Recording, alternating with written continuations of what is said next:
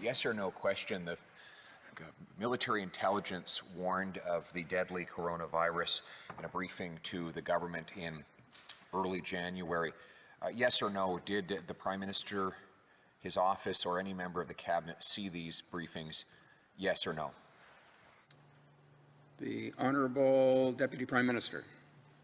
Mr. Speaker, Canada, as a member of the Five Eyes, as a member of NATO, as a member of NORAD, a close intelligence partner with all of those allies, very much including the United States, is privy to a great deal of intelligence. Of course, the global pandemic is an issue which has concerned our intelligence agencies and those of our partners, so we have been in close communication with them.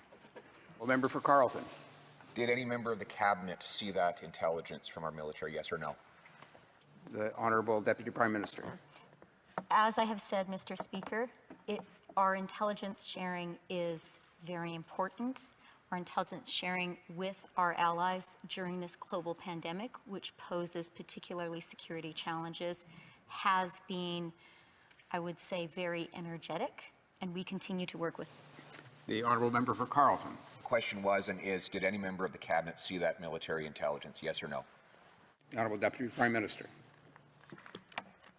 Mr. Speaker, part of the basis on which we are able to work closely with our partners, including when it comes to sharing intelligence, is sharing with Canadians only what we are able to do. For Carleton.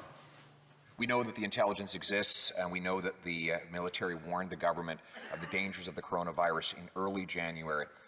After January 22nd, how many people did this government allow into Canada from the Hubei province, the province from which the virus originated?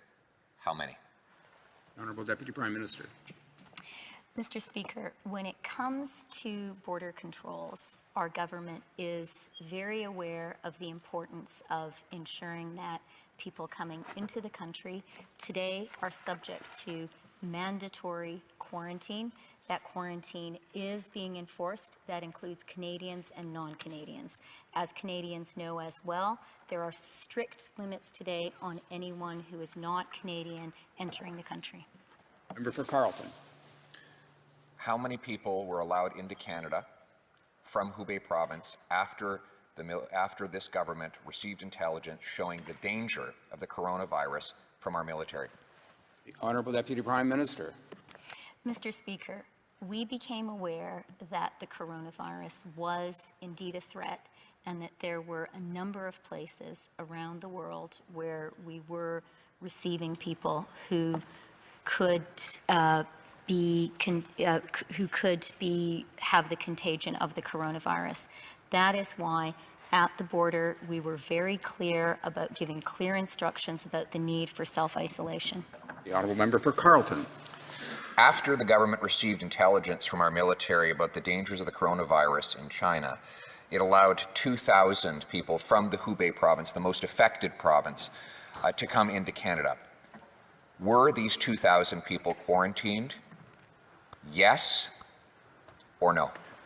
The Honourable Deputy Prime Minister. Mr. Speaker, as I hope the member opposite knows, quarantine is a very specific legal term, and the measures of quarantine are currently in place. Prior to that obligatory quarantine being in place, incoming travelers, whether they were Canadian or not, were very clearly told to self-isolate. The Honourable Member for Carleton. Told to self-isolate but not required to self-isolate, and therefore this government allowed thousands of people into this country who came from the affected regions, even though there were briefings the government had explaining the danger of doing just that.